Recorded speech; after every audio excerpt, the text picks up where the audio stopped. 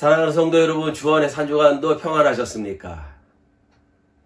우리는 매주 예배를 통하여서 하나님의 말씀을 듣습니다. 여러분은 하나님의 말씀을 어떤 자세로 받고 어떤 자세로 하나님의 말씀을 듣습니까?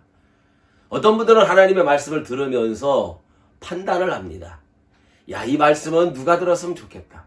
이 말씀은 어떤 분이 들었으면 좋겠다. 이렇게 하나님의 말씀을 판단하며 듣는 사람들이 있습니다. 오늘 하나님의 말씀은 내게 주시는 말씀으로 들으셔야 됩니다. 믿음은 들음에서 나고 들음은 그리스도의 말씀으로 말미암는다 그랬습니다. 하나님의 말씀을 통해 우리의 믿음이 성장되고 하나님의 말씀을 들음으로 말미암아 우리의 믿음이 점점 자라게 되어 있는 것입니다. 어느 대형교회 부목사를 경험하셨던 목사님께서 하시는 말씀이, 그분이 그 교회에 부목사로 부임한 지 얼마 되지 않아서 설교를 할 기회가 있었답니다. 열심히 설교를 하고 내려왔더니 한 분이 막 쫓아오면서 목사님!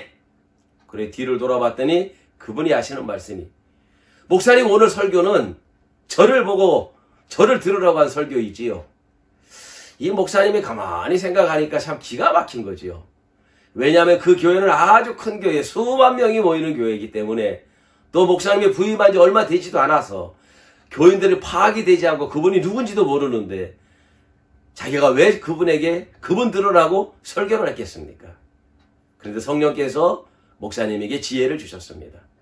가만히 생각해 보니까 이분이 설교 말씀은 제대로 듣기는 들었다는 것입니다. 나를 보고 설교했다고 생각하니까 이분은 설교를 잘 들은 것입니다. 그래서 목사님께서 그분을 보면서 이렇게 얘기했답니다. 성도님 맞습니다. 제가 오늘 성도님을 보고 성도님 들으라고 설교했습니다. 그러나 하나님의 말씀은 성도님만 듣는 것이 아니라 오늘 우리 모두에게 주시는 말씀이고 또 설교자인 저에게도 주시는 하나님의 말씀으로 들어야 됩니다. 이렇게 이야기했다는 것입니다. 이처럼 많은 사람들은 설교에 대해서 여러 가지 반응을 보입니다. 어떤 분들은 왜 나를 보고 설교하느냐고, 왜 나를 치느냐고 이렇게 하시는 분도 있습니다. 그러나 설교는요, 사실은 나에게 주시는 말씀으로, 오늘 로고스로 기록된 이 하나님의 말씀을 나에게 주시는 말씀으로 받을 때 우리는 레마의 말씀이라고 합니다. 오늘 우리가 하나님의 말씀을 레마로 받을 때만이 하나님의 말씀이 우리에게 영향력이 되고 힘이 되고 능력이 되어서 이 어려운 시대를 말씀을 붙잡고 살아갈 수가 있습니다. 오늘 이 비대면 시대 예배하지 못하고 하나님의 말씀을 가까이 하지 못하는 이런 안타까운 시대 가운데서 목사인 저는 우리 사랑하는 성도들이 어느 곳에 있든지 간에 늘 말씀을 가까이 하며 살아가시는 은혜가 있기를 충만합니다. 오늘 우리의 믿음이 성장되고 우리의 믿음이 자라는 비결은 하나님의 말씀을 듣는 것입니다. 하나님의 말씀을 먹어야 됩니다. 하나님의 말씀을 읽어야 됩니다. 하나님의 말씀을 가까이 할 때만이 우리의 믿음이 성장됩니다. 말씀이 능력이고 말씀이 힘이 되기 때문에 그렇습니다.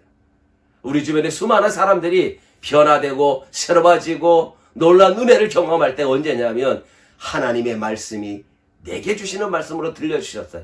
그 말씀을 통해서 인생이 변화되고 인생이 새로워지는 것입니다.